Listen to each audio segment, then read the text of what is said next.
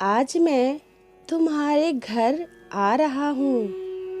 परमपिता परमेश्वर कह रहे हैं, मेरे बच्चे, आज मैं तुम्हारे घर आ रहा हूँ।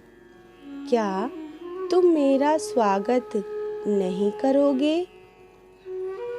मेरे बच्चे, मैं तुमसे मिलने को अत्यंत व्याकुल हूँ। जिस प्रकार तुम मुझसे प्रेम करते हो, वैसे ही मैं भी तुमसे अत्यधिक प्रेम करता हूँ। ये तुम्हारा प्रेम ही तो है जो मुझे बंधन में बांध लेता है। मेरे बच्चे, प्रत्यक्ष तुम्हें देखने और तुम्हें स्पर्श करने के लिए मैं आ रहा हूँ। क्या तुम मेरे लिए भोजन नहीं बनाओगे? किसी के घर बिना बताए अतिथि के रूप में, तो किसी के घर एक यात्री के रूप में, किसी के घर नन्हे बालक के रूप में मैं अपने सभी प्रिय बच्चों के घर में प्रवेश करूंगा, जिसके फलस्वरूप मेरे सभी बच्चे के घर से नकारात्मक ऊर्जा दूर हो जाएगी। अब तक जिस कार्य के लिए तुम कठिन परीक्षण कर रहे थे, फिर भी वो कार्य नहीं हो रहा था, वो सरलता से अब पूर्ण हो जाएगा। मेरे बच्चे, तुमने अपने जीवन में धन की समस्या देखी है। धन के अभाव में लोगों को बदलता व्यवहार भी देखा है, क्योंकि आजकल मानव व्यक्ति का मोल नहीं, अपितु धन का मोल समझ आता है। ऐसे लोग बहुत कम होते हैं जो स्वयं भूखे होने पर अपनी रोटी दूसरों को दे। किंतु मेरे बच्चे, अब तुम्हारे जीवन में धन का अभाव कभी नहीं होगा। मेरे आगमन से तुम्हारे घर में धन के नए द्वार खुलेंगे। मेरे बच्चे, यदि कोई भी भिक्षुक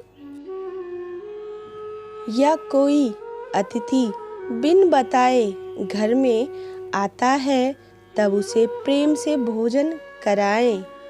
उसके मुंह से निकला एक एक शब्द तुम्हारे लिए वरदान सिद्ध होगा। आज संध्या काल तुम्हें अपने घर में एक पवित्र ऊर्जा का एहसास होगा।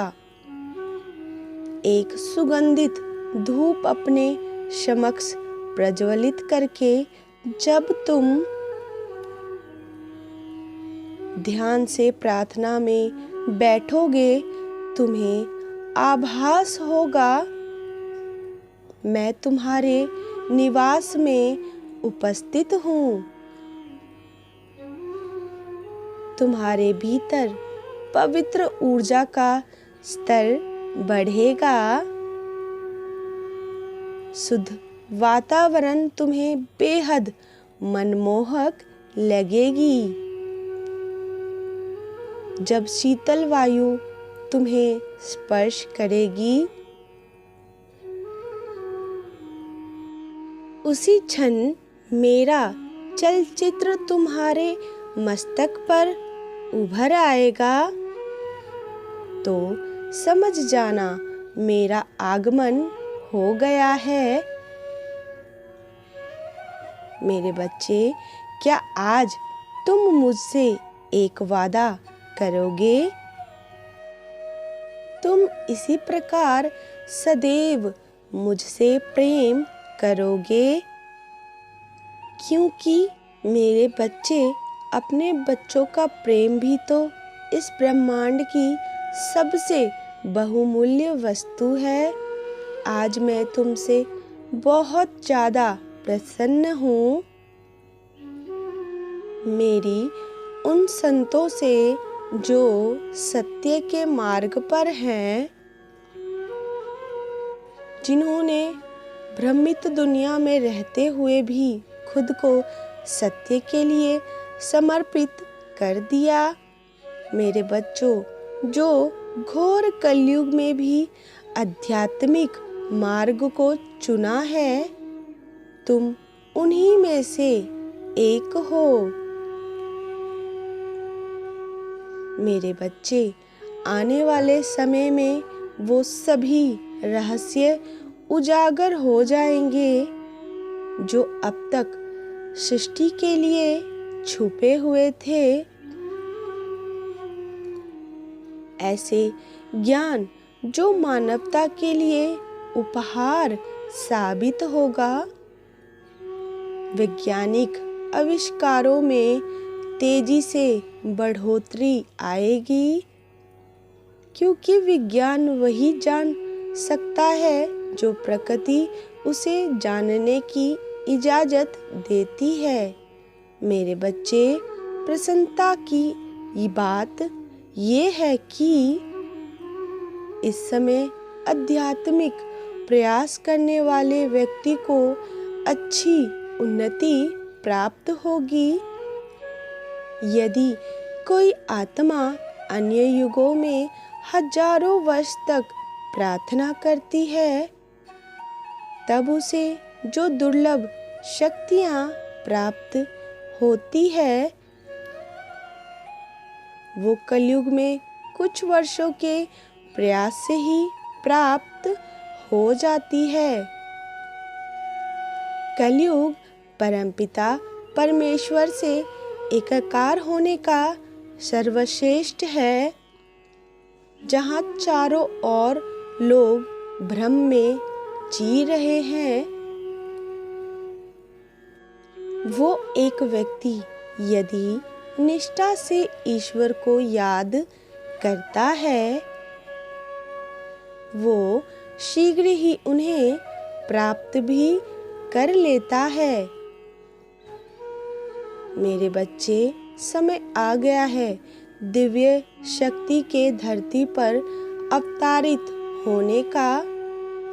ऐसी पुण्य आत्माएं जब धरती पर जन्म लेती हैं, जो हजारों वर्ष से ईश्वर के लोक में उनकी सेवा कर रही थी, ऐसी आत्माएं जो मानवता के पुण्य स्थापना में परमेश्वर की सहायता करेंगी, जिसका जन्म ईश्वर को समर्पित होता है। तैयार हो जाओ महापुरुषों के अवतारित होने के लिए। मेरे बच्चे, अपनी ऊर्जा इतनी बढ़ा लो कि तुम उन पुण्य आत्माओं से आशीर्वाद पा सको। ऐसी पुण्य आत्माओं की सहायक बन सको, क्योंकि कलयुग में परमेश्वर के सच्चे भक्तों की सहायता करना स्वयं परमेश्वर की सेवा का समान है। क्या तुम मुझसे मिलने के लिए उत्सुक नहीं हो? अगर हाँ, तो मेरे इस वीडियो को लाइक करके हरे कृष्णा हरे राम लिख दीजिए। राधे राधे, हरि बोल।